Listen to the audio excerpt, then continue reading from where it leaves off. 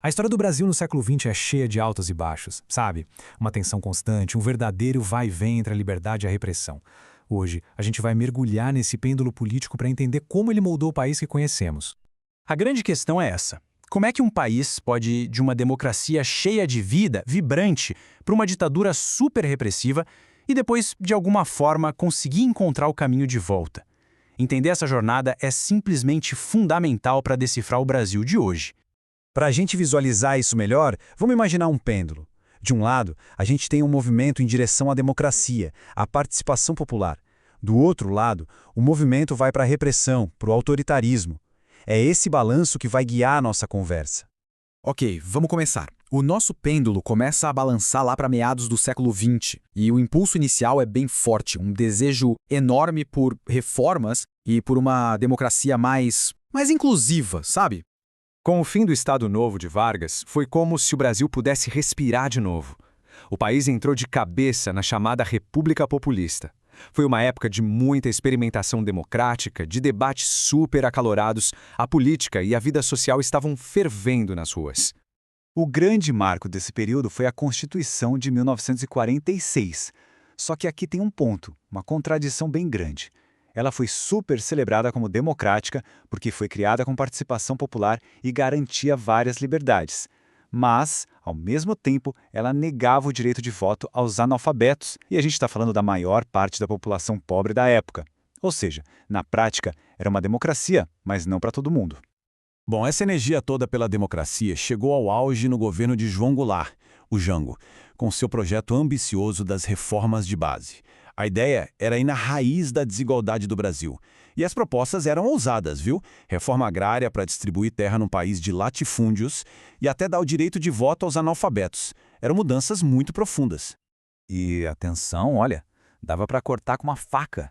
A frase "a reforma agrária será feita na lei ou na marra" começou a ecoar pelo país. Isso mostra bem que o debate democrático estava chegando no limite, sabe? A polarização era tão grande que a ameaça do uso da força virou parte do jogo político. Mas como em todo o pêndulo, um movimento forte para um lado gera uma reação igualmente forte para o outro. E nesse caso, o contramovimento foi poderoso e implacável. O país simplesmente se partiu em dois. De um lado, você tinha o comício da Central do Brasil, com centenas de milhares de pessoas apoiando as reformas do Jango. Do outro, a Marcha da Família com Deus pela Liberdade, que mobilizava uma multidão ainda maior. O motor dessa marcha era o medo de que o Brasil estivesse virando um país comunista. A gente precisa lembrar que isso tudo está acontecendo no auge da Guerra Fria. Então as elites conservadoras, uma parte da igreja e, claro, os militares, eles não viam as reformas como progresso social. Para eles era um passaporte para o comunismo. O diálogo já não parecia mais uma opção. Eles sentiam que precisavam de uma ação drástica, com apoio dos Estados Unidos, para salvar o país. E essa ação veio no dia 31 de março de 1964. Foi um movimento rápido, muito bem coordenado. As tropas marcharam, o presidente Jango saiu do país para evitar uma guerra civil e o Congresso, sob uma pressão imensa, declarou a presidência vaga.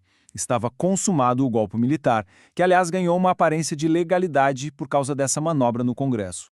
O pêndulo não só voltou para trás, ele foi com tudo para o extremo mais repressivo que o país já tinha visto. Se o golpe de 64 foi o começo da escuridão, o ato institucional número 5, o famoso AI-5 de 1968, foi um mergulho total no abismo. Esse decreto, na prática, acabou com as liberdades civis. O Congresso foi fechado e a repressão, a censura e a tortura se tornaram ferramentas oficiais do Estado. Com a censura pegando pesado, um jornalista não podia noticiar o que estava acontecendo. Então ele publicou essa mensagem no lugar da previsão do tempo. É arrepiante. Era a forma codificada de dizer para o Brasil inteiro que a liberdade tinha acabado. E é aqui que a história fica ainda mais complexa. Pensa só nesse paradoxo. Enquanto o país vivia o auge da repressão, com direitos sendo totalmente esmagados, a economia decolava. Foi o tal do milagre econômico. O PIB crescia a taxas assim, impressionantes, tipo 10% ao ano. Mas a pergunta que fica é: qual é o preço de um milagre construído em cima da falta de liberdade? O custo desse milagre estava escondido, mas era altíssimo. A dívida externa explodiu e os salários foram congelados, arrochados. E para calar qualquer crítica, a propaganda do regime era muito clara e se resumia naquele famoso slogan: Brasil, ame-o ou deixe-o. Era um recado bem direto. Ou você apoia, ou você vai embora. Mas, como a gente sabe, nenhum regime dura para sempre. A pressão dentro do país e as crises lá fora começaram a criar rachaduras na ditadura. Começava ali o longo e bem lento caminho de volta.